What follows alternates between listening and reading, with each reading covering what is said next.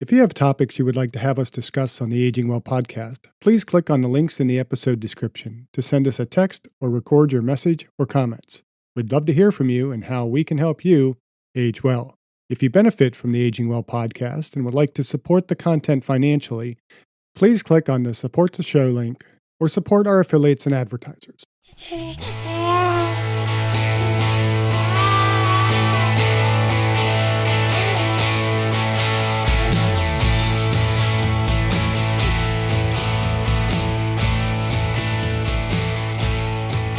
Welcome to the Aging Well podcast. I'm Jeff Armstrong here with Corbin Bruton. In this and the episodes that follow, we will share candid discussions on aging and hear from the experts. We are here to inform and encourage as we experience, aging. Menopause is an issue for all women who are seeking to age well. In this episode, we are joined by Ann Garnier, the founder and CEO of Lisa Health. Ann is a champion of using technology, particularly artificial intelligence, to improve women's health care. Lisa Health's Midday app is a game changer in supporting women's health during menopause and helping women find the right support and interventions to manage symptoms and to promote aging well. So, Ann, let's begin by having you tell us a little bit about yourself. Sure. Well, I've been a senior executive in healthcare technology, helping to start and grow a number of venture-backed startups across my career. And my interest has always been in using advanced technology to improve patient outcomes and access to care. And along the way, I led the development of several tech-enabled women's health products and services, including for conditions like high-risk pregnancy, preterm birth, and fertility. So when I decided to start my own company and I was thinking about what problem I wanted to solve, I just kept going back to that passion for women's health. But I had really moved past my reproductive years. And what was interesting to me is what's happening to women's health after 40, which, we know is one of the most underserved areas of healthcare. So it was really a funny sort of thing that happened. I was researching, opportunities in the market for midlife women's health.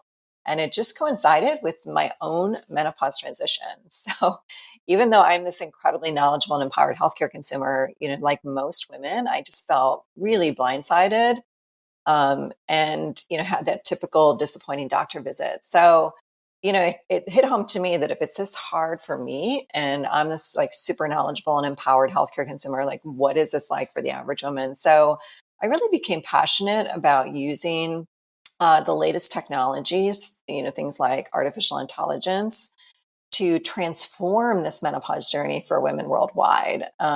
These and other technologies are improving outcomes for so many conditions. So the question I always ask is, why should 3.8 billion women be left behind to suffer in silence and figure out things on their own? So I started Lisa Health, the first digital health company using deep tech to really revolutionize this menopause and healthy aging journey for women. So, according to Women's Health Org, you are serious about advancing research beyond pregnancy and fertility to reduce the serious and costly health risks that women face as they age. In our podcast, we are all about helping people age well. So, let's dive into that a little bit. What are some of the health risks women face, and is there anything that we can do to prevent this with exercise and diet alone? Sure. Well, shocking statistic, at least from my point of view, but by age 55, 80% of women have at least one chronic disease and 50% have two.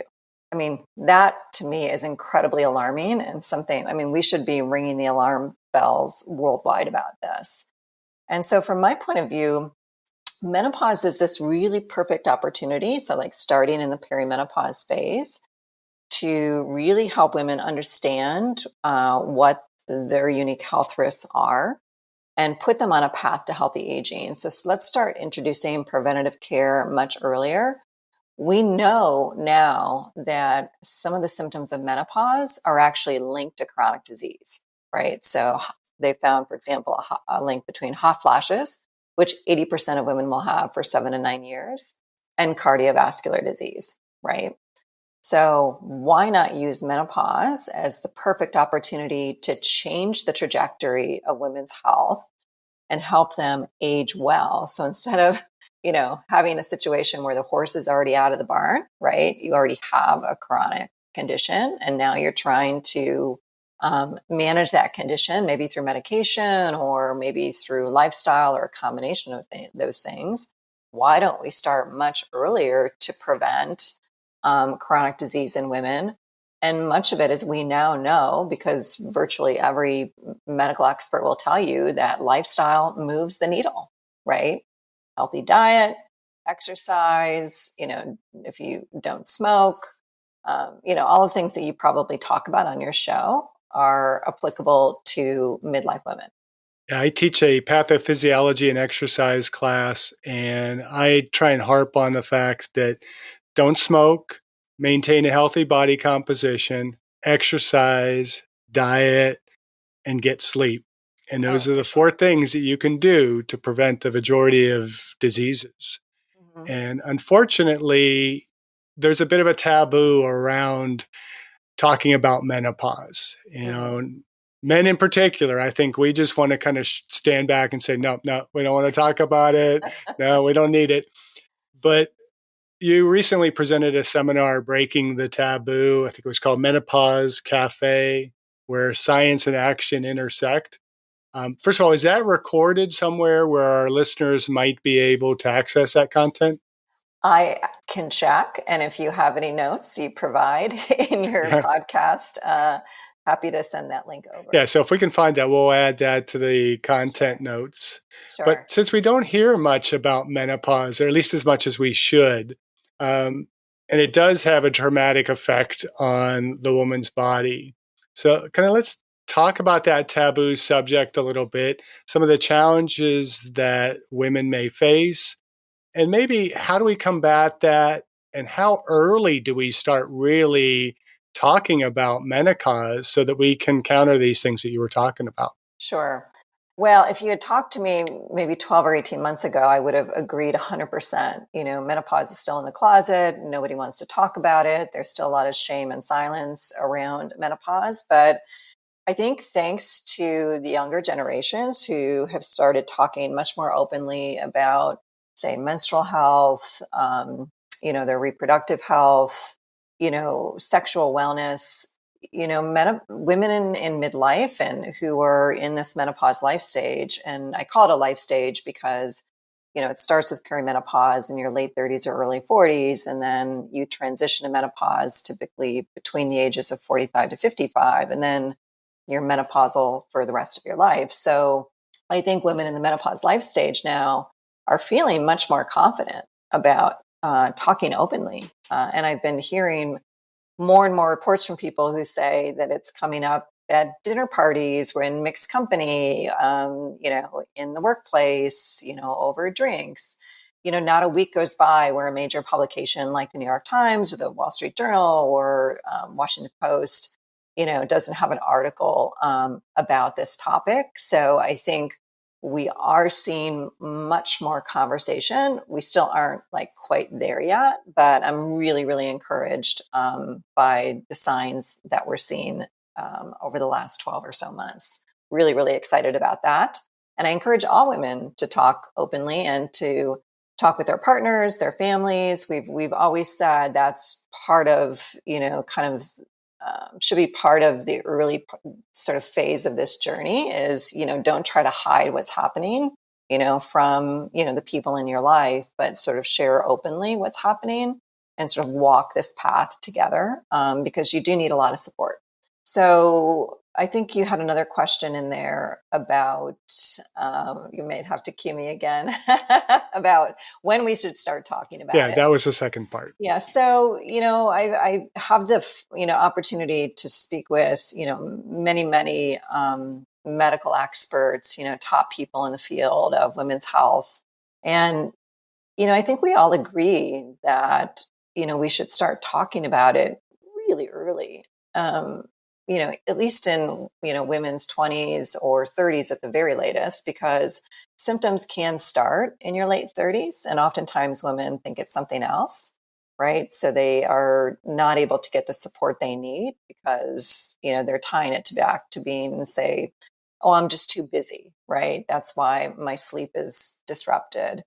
Um, so they're not able to get sort of the personalized help that I think most women would benefit. But there is for about 1% of women, which is not actually a trivial number, you know, premature menopause. And so that can happen, before your 40s or your late 30s, right? And that can have some devastating health consequences for women in terms of putting them at higher risk of bone issues, cardiovascular issues. So I think it's important for women to understand really early in life, right? All of the transitional stages they're going to go through, and not just, you're going to get your first period, and here's the talk about sex to, prepare you for, your first sexual encounter, to, preparing you for having a baby, right? You need to know what's coming next because, the earlier you invest in your health, right? Invest particularly from a lifestyle perspective, potentially the smoother your menopause journey will be, and it'll happen in a time frame that's more desirable. So you really ideally want to experience the menopause transition, you know, as late as possible, right? So that you have the protective benefits of estrogen, which are protective for your health. I'm sorry, for your heart, for your bones, for your brain. I mean, for so many parts of our body, estrogen is really, really critical. Yeah, and that's a general theme on this podcast is, we tend to talk about aging once we're aging, but we want Right. people to recognize that successful aging starts at birth. And earlier we can start to educate, develop the habits and the things like that are going to help us the better we age. And so it's the same with menopause, I assume. Absolutely. Absolutely. Double down on all those healthy lifestyle Yes. behaviors. Double down. Well, I'm kind of going off script here because you mentioned that women are hitting menopause at such a younger age. Is there a huge shift difference with at least I know with my generation compared to previous generations, where the previous generations were having babies at a lot younger age, but then my generation is more waiting to establish, their career and get um that financial fear of, oh no, am I going to be able to afford everything? How does that play a role with your research as far as, women wanting to have babies, but they're also hitting that menopause state a lot earlier than previously before? Sure. So just to be clear, women aren't experiencing the menopause transition earlier. Okay. About 1% of women experience premature menopause, so before age 40. And then there's about 5% of women who go through what they call early natural menopause. So it's still natural menopause, but it's just a little earlier. And those are women between the ages of 40 and 44. But the vast majority of women will experience the menopause transition between age 45 and 55. And the average age of reaching menopause in the United States is age 51. Now, some women do reach menopause after the age of 55, but it's a pretty small percentage. So, no, there's not a trend that women are experiencing menopause earlier. But I do think it's important for women who maybe are deferring childbearing, for a variety of reasons, to understand that, they may be raising young children at the same time they're going through a transition, which creates a lot of change in not just your body, but also your mood. So anxiety and depression is fairly prevalent during this life stage, even if you never had a history of anxiety and depression. A good percentage of women will experience it, and it goes undetected. So, again, I mentioned, very early on, having these conversations with your partner, your children, if they're of the right age, parents, friends, um, because certainly the mood changes that you go through, right? And not just anxiety and depression, but irritability, the blues, all of this can impact the way that you are interacting with people in your life, including your children. And I would say it's not too infrequent that, a teenager or somebody maybe in their 20s will say, wow, mom is crazy. Well, it's really not fair to characterize it that way because mom is not crazy. Um, but there's this perception, right? Because again, people aren't talking about it. So you just are like, wow, I don't know what's going on with mom. She's just acting crazy, right? And maybe your partner is hibernating, in the garage, right, for several years. And I think it just leads to an erosion of relationship when you could actually flip it and make your relationship stronger. I know for me and my husband, talking openly about what was happening to me, and him, digging in, doing some of his own research, and just generally being incredibly supportive, made our relationship so much stronger.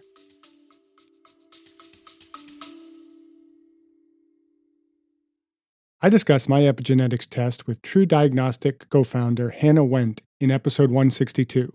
Epigenetic testing measures baseline and changes in your pace of aging, giving you the power to steer your anti-aging or health and wellness journey in the right direction. I learned that I am aging well. Click on the affiliate link in the episode description, use the promo code AGEWELL, and receive a 12% discount on your epigenetics test and monitor your pace of aging.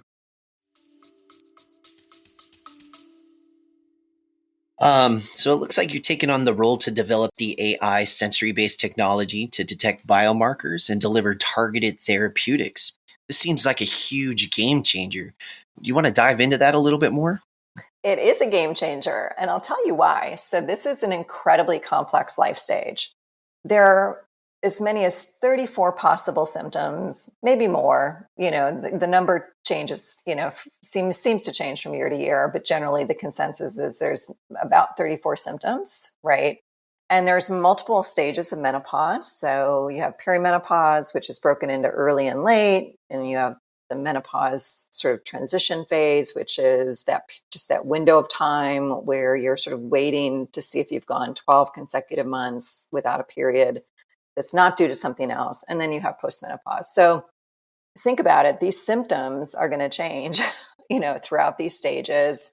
And every woman really is unique, right? We all are unique. Our physiology is different.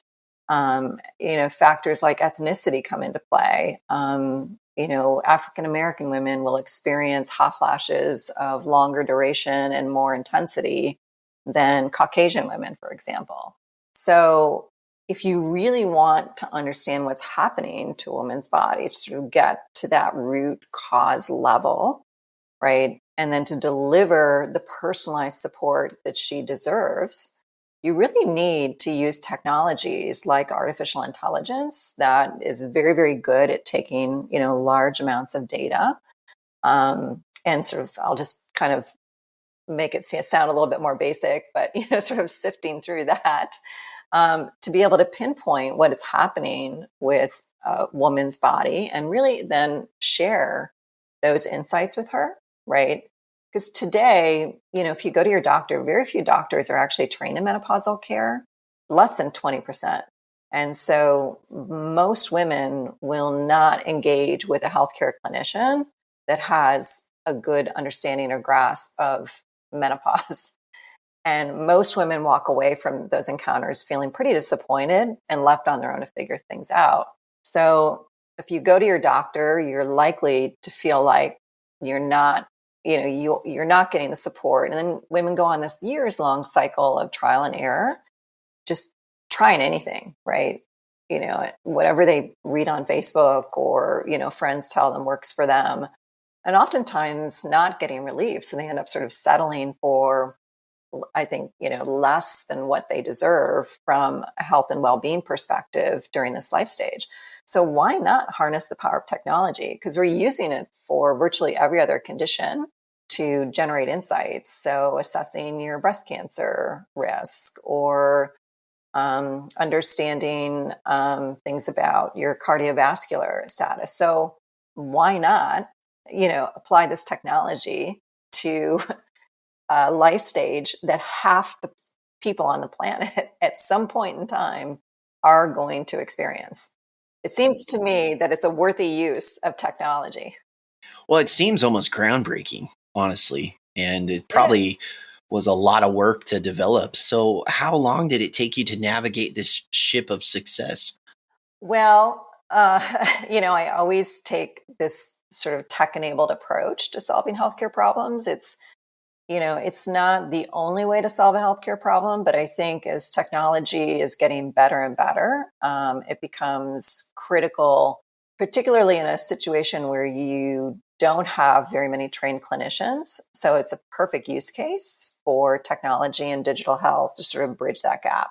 Which, by the way, clinicians actually really love because, even the experts will say they don't have the time or even all of the tools that women need to manage this life stage. But I think it's game changing, when you think about, for example, we have technology that can detect and predict hot flashes with 90% accuracy in real time, right? So you take a symptom that 80% of women will have for 7 to 9 years. It's highly unpredictable, quite bothersome, debilitating for some. And now you turn it into a symptom that can be predicted and managed, right?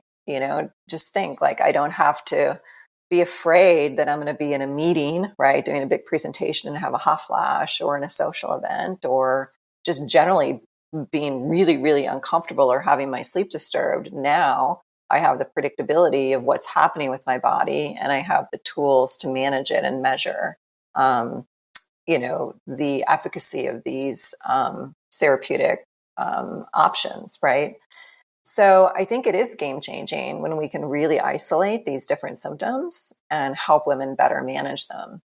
We've been working on, several of these algorithms with SRI International. So my co-founder is principal scientist at SRI, and he's led much of the groundbreaking research around menopause, specifically sleep disturbance, hot flashes, menstrual cycle irregularity.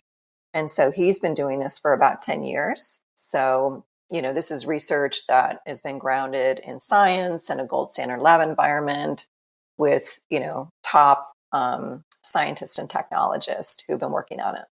And all that's reflected in the Midday app. So many of the features that are in the app are based on technologies that we've been developing for a while. We don't have today our hot flash algorithm in the app. That is coming soon. But we're continuing to add new feature and functionality to the app all the time, and it's getting better and better at personalizing the experience for women. So let's talk about the Midday app a little bit. Sure. What is it, and where can our listeners go and get it? Okay. Well, they can download it from the App Store. It's currently available on iOS, and we'll have an Android version available in 2023. So we're not leaving out the Android users. They can also visit us at midday.health, midday.health, just to learn more. And then there's links there to download the app from the App Store. So Midday is an app that's, as I mentioned, a few times in the podcast, it's leveraging advanced technology, specifically artificial intelligence. But we also have the ability to connect your wearable, for example, a Fitbit, so that you have all of your data in one place, and then we can deliver insights and support that is more contextualized for your midlife stage than perhaps you're getting through your conventional wearable app. And then I think most importantly, in addition to insights, we're actually delivering, targeted therapeutic support for relief. And we offer a very broad range because what we've heard from women over and over again is that they want choice. there's certainly an opportunity to use other companies' products, but it tends to sort of put you on this path to maybe one or two therapeutic options when women really want to know, the broad range of options that are available, starting with holistic and alternative and complementary medicine. So, for example, hypnotherapy, meditation, yoga, paced respiration, what's available for a given symptom that might be on that end of the spectrum. And then all the way to the other end of the spectrum, having an opportunity to engage with a menopause expert through virtual care and exploring prescription options like menopausal hormone therapy. So women want a broad range. They want to know what all of the options are. And so that's part of the value proposition, is that we offer that full continuum, and we're not biasing women towards any particular therapeutic strategy, but really the right one for them. Wow. Thank you.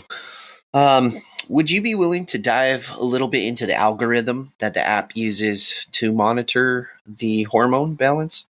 So we're not monitoring hormone balance.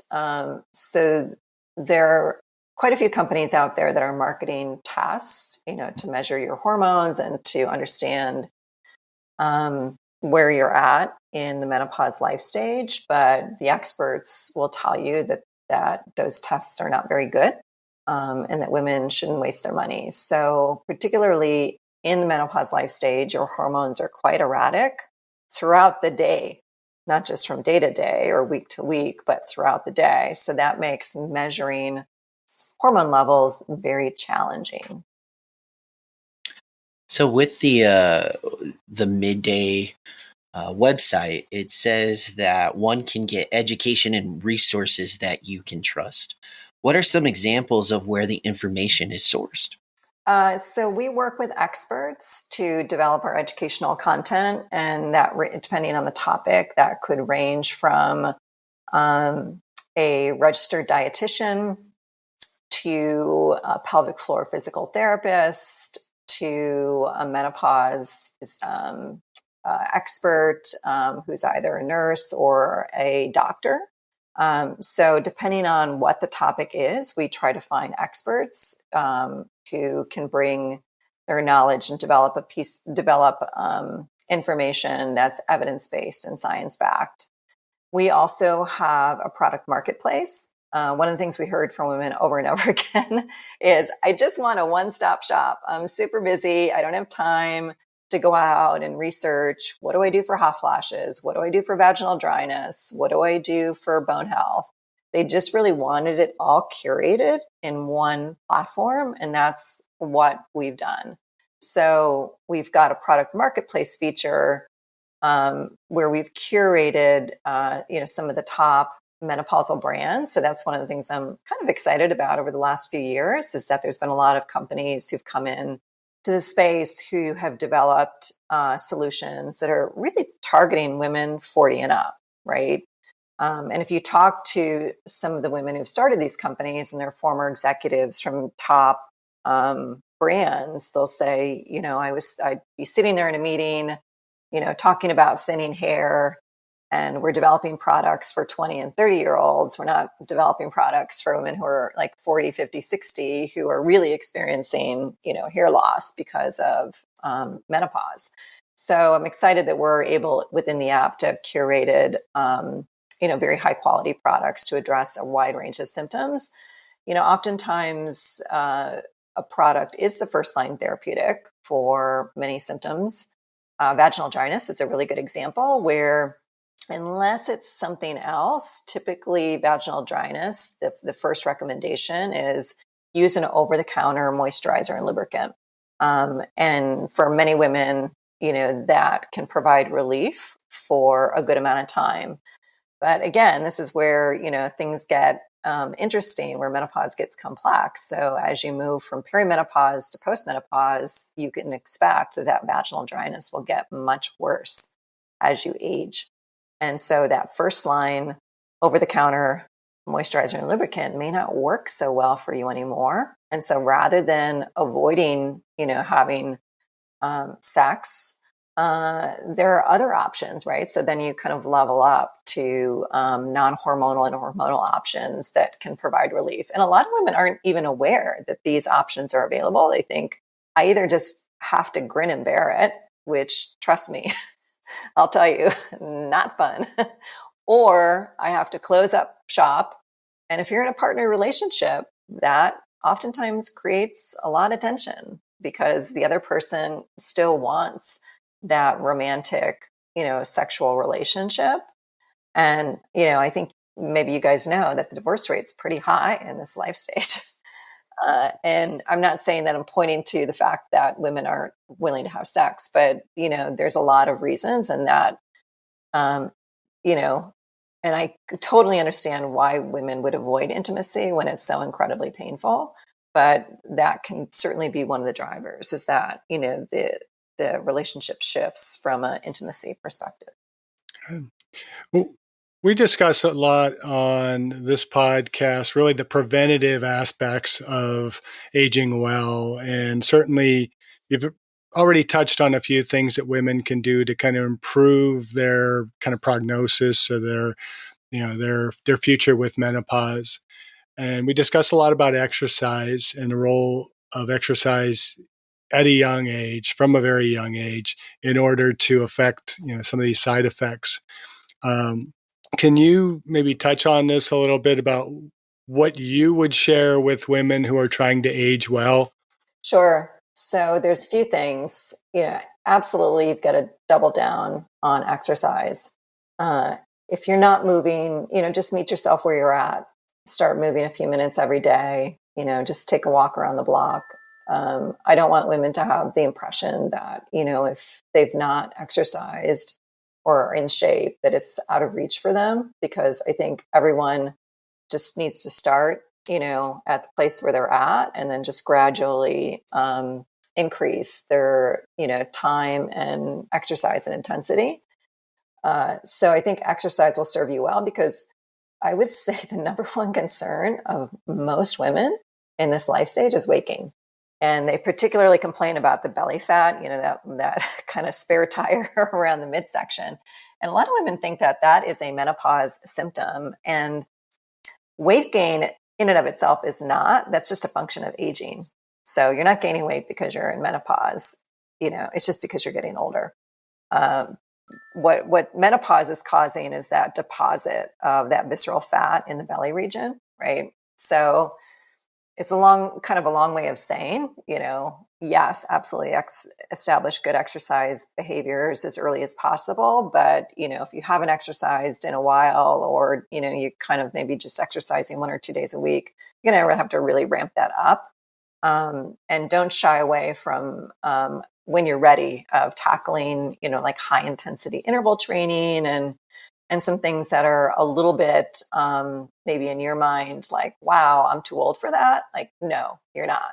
And I can provide many, many examples of women in their 60s, 70s, 80s, even 90s, just rocking it and like competing in long distance bike races, marathons, triathlons, like you name it. And so take inspiration from that. I mean, I'm not going to go sign up for a triathlon, but it does inspire me to, do more intense exercise for longer periods of time. So it inspires me to have, loftier goals about what I can do at my age and what I'll be able to do in the future. Certainly diet, huge part of this. Sugar, I would say number one, like try to reduce your sugar intake as much as possible, and not just from a function of weight, but a function of brain health as well. I think all of us have, consuming way too much sugar and just junk food, right? I mean, we should all enjoy our treats. I do, got the treat night, right? But you have to put it within that sort of context of it being a treat and not something that you're doing like every day, multiple times a day. So we try to sort of steer women towards a Mediterranean diet, at least a diet that's more plant forward, which does not mean vegetarian or vegan, because you do need a lot of protein as a woman as you're aging to build muscle mass. Muscle mass, actually, we lose that quite rapidly. And I don't think women understand that. I think when they hear protein, they think, oh, I'm going to bulk up or I've got to go on that keto diet. No, you just need to make sure that you're balancing your diet. So you're having, adequate intake of healthy proteins. So definitely watch the sugar, eat more plants, eat enough protein. I think sleep certainly is up there in the top 3. Fortunately, we're just all getting a master class on sleep these days, because it's been so much in the forefront of the media. And we've got more apps and wearables who are focused on sleep. And women in this life stage have the most disturbed sleep or get the least amount of sleep of any other demographic. So if anybody should be paying attention to their sleep, it should be women over 40. Now, why is that? Why are women getting less sleep than, say, us men? Well, for many women, it's related to hot flashes. And I hear a lot from women, particularly in the earlier phases of their menopause journey. Oh, I'm not having hot flashes. And you go, okay. And then you tease it out and they go, oh, but I do sweat at night when I'm sleeping. And I wake up and I'm like all sweaty, and I have to go change my pajamas or my sheets or whatever. And it's like, well, night sweats actually is a hot flash that's happening at night. Why they sort of call it night sweats as opposed to just saying it's a straight up hot flash that just happens to have a sweating component, I don't know. I don't know the sort of the scientific origin of that. But if you are waking up at night and you are sweating, even if you feel like you're not having a hot flash, you are. And for a lot of women, it is that nighttime hot flash / night sweat activity that's disturbing their sleep big time. And so one of the things that we have been working on is the ability to understand that dynamic and to be able to illuminate that for women. Because it may not be hot flashes and night sweats. It actually could be sleep apnea. It could be clinical insomnia. And so what we want to do is really understand the root cause of the sleep disturbance so that we can treat it appropriately. Because you're going to treat somebody with clinical insomnia differently than you will someone whose sleep is disturbed by hot flashes. And does your app kind of work with that to kind of track some of that data? It does. Actually, if you connect your wearable, you'll get insights around your sleep in the app. So it's all in one place for women. They don't have to go check multiple apps. It's right there. And then, as I mentioned, we're working on an algorithm that gets more to the root cause of that sleep disturbance. Nice. Sounds like everything you've been telling is underscoring what we teach here on Aging Well. For sure, for sure. Bedtime and all those types of things. Yeah. And I would say probably the last thing for women's really specifically, and you probably do say this for everybody, but, more self-care, because women tend to be taking care of everybody else and neglecting themselves. And don't underestimate the power of stress and anxiety to fuel menopause symptoms. There is a link between, for example, hot flashes and stress and anxiety. So you're stressed out, you may be having more hot flashes and they may be more intense. So one of the features in the app is we help women understand what their triggers are of hot flashes. And so once we understand those triggers, then we can deliver targeted suggestions to them for managing those triggers. So it could be anxiety, it could be work stress, it could be red wine, it could be caffeine. There's probably a dozen or more well-known triggers of hot flashes. And I personally, even though I think I'm an expert in this space, using that feature in the app, found it to be very illuminating around the underlying causes of my hot flashes and then helped me to better manage them. That's great. So you've kind of been touching on the fact that menopause is psychological and emotional as well as physical. Absolutely. And so what are some other tips that you might have to encourage somebody that's going through this change in order to, of course, age well, but also advice for the partner and perhaps for the child who might be witnessing this loved one going through these changes and these struggles? Sure. Well, we can start with, partner, family, friends. And please don't characterize women as being crazy. That's not helpful, right? It's not constructive. It's not helpful to be, even in a joking way, for somebody to say, wow, you're just off the rails or you're crazy.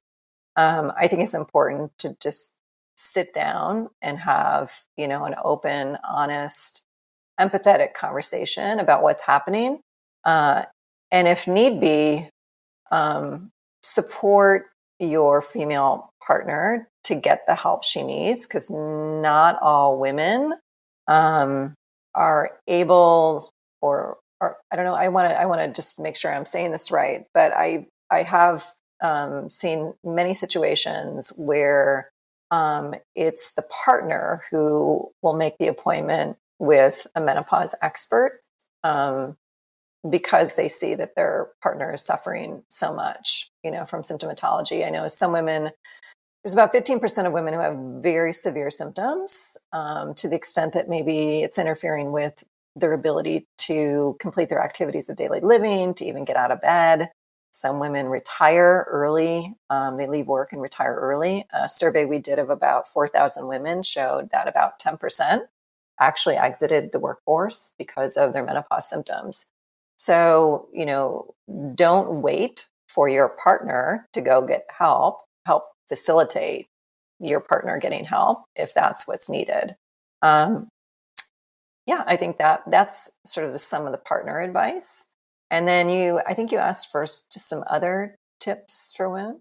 Yeah, other tips, and even for the child.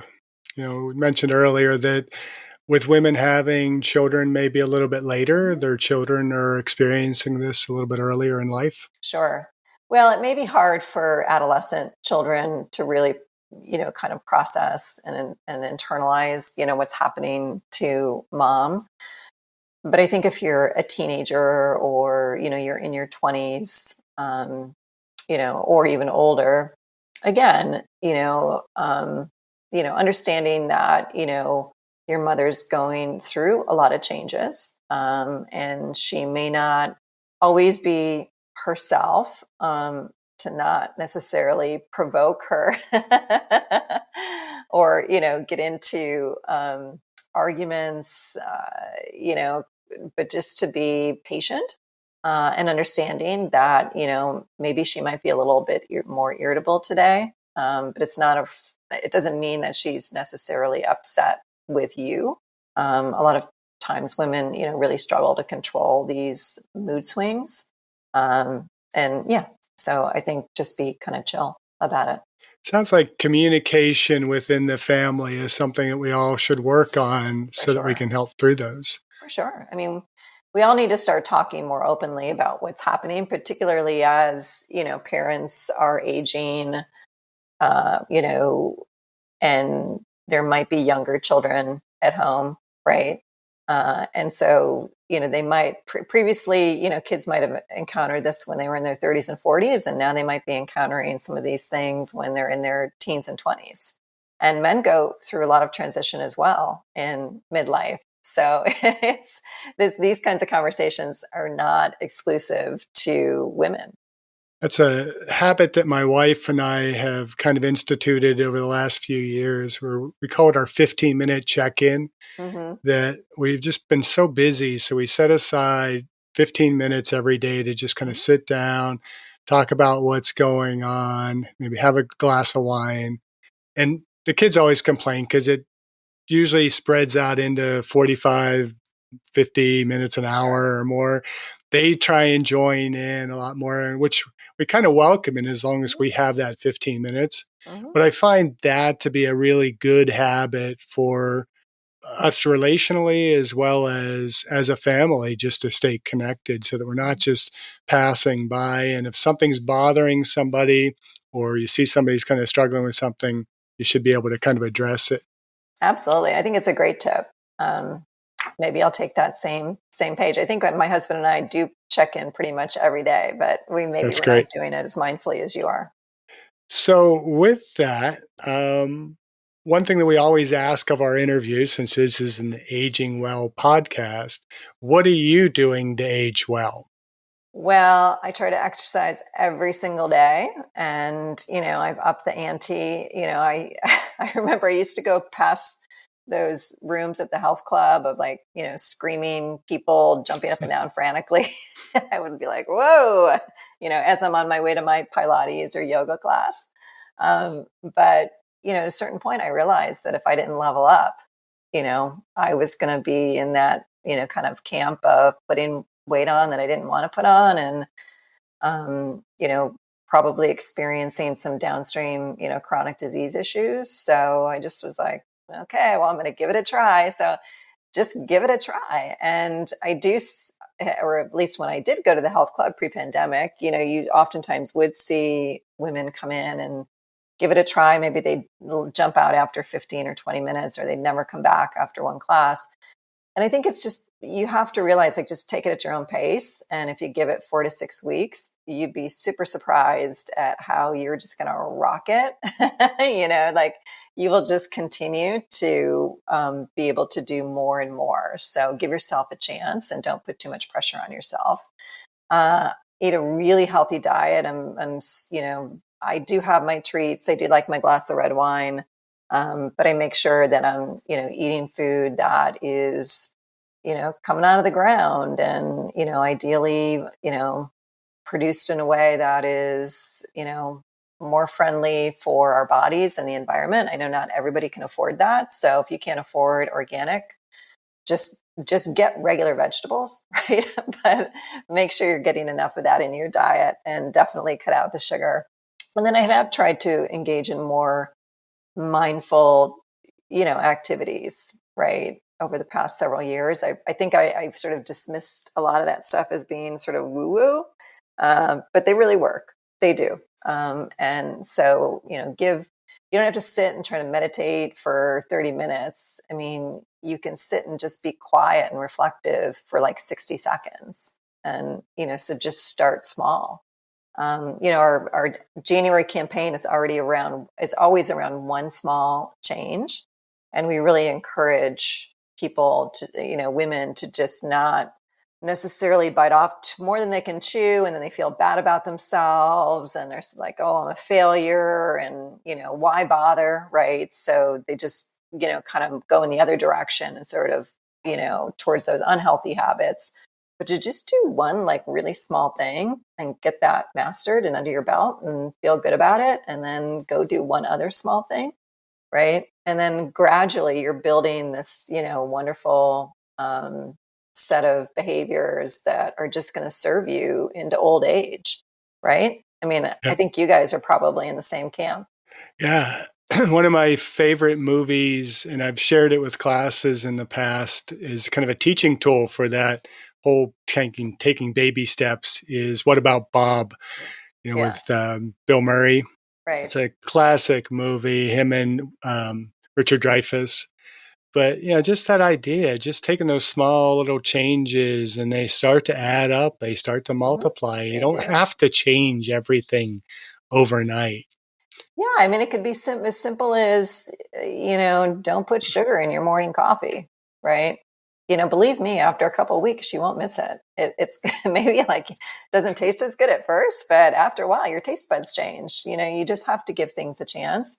And I'd also say, sort of in closing on this particular topic, is stop chasing, fads, the stuff you see on TikTok and Facebook, right? Drinking celery juice is not going to create sustainable weight loss. You're going to lose weight for about a minute, just enough to get into that dress for your daughter's wedding. And then it's going to come right back on, and probably more, because your body's just going to naturally want to overcorrect. So just stick with the tried and true. And if that's the Mediterranean diet or Weight Watchers, those things are proven and they work. And just keep working the plan. So you mentioned that you try and avoid the sweets and everything, but what is your one indulgence, your favorite thing you like to just kind of, this is my treat? Probably red wine, which does have health benefits as Yes. long as it's in moderation. But I think that's the one thing that I, don't give up. I mean, I don't have to drink red wine every night, but I do typically enjoy a glass with dinner. It's relaxing. It sort of helps this kind of mental transition from like a super busy day and staring at the computer, being on Zoom, and your mind is racing to, okay, now I'm going to start making dinner, which I love to cook. And when you're cooking, you have to kind of pay attention to just what you're doing, right? And so you start that to wind down and to make that transition into hopefully an evening that doesn't involve going back to your phone and reading email or any of that. I think if you're worried about your sleep, you're having trouble sleeping or in trouble winding down at night, I ask people, like, are you like checking your email before you go to bed? And there's nothing like an email from somebody at work to kind of set your mind sort of racing, or maybe even from a friend or family member, just something that, is not going to set you on a path to restful sleep. One of my favorites is dark chocolate. Really, Ooh, really yeah. dark chocolate. And it's an acquired taste, I love it. but it's got to have some health benefits, I would imagine, for women going through menopause as well. Yeah, there's been some really small studies about super dark chocolate. Like, we're talking 80% or greater having some benefit for menopause symptoms. We wrote an article on it a while back. We like to do some fun pieces, and we know how much women like their chocolate. So again, if you have a sweet tooth, try to make that transition to super dark chocolate. I now don't like anything that's less than 80%. Like, it just tastes too sweet to me. That's the same with me. Yeah, give your taste buds some credit for their ability to adapt and just your body and your mind, right? Anything, I believe, you can sort of make that shift depending on what it is, anywhere from 4 days to about 6 weeks. Great. Personal opinion. Anything else to add to the conversation today? Well, I'm super excited that you guys have embraced this topic for your podcast. I'm really hoping that more men, enable or facilitate this conversation, because I've said for several years now that, it's not just about women, feeling confident, to have this conversation about menopause and demand more and better support, but we need men to also be there right with us, shoulder to shoulder, supporting us. And also, men still make a lot of decisions, particularly in the workplace. And we know that menopause has a pretty big impact on women at work. And we're offering Midday as a program to employers to help women improve their menopause symptoms so that they can take more advantage of career opportunities, less likely to exit the workforce, and generally be more productive. But we're going to need, men in the workplace to support that initiative.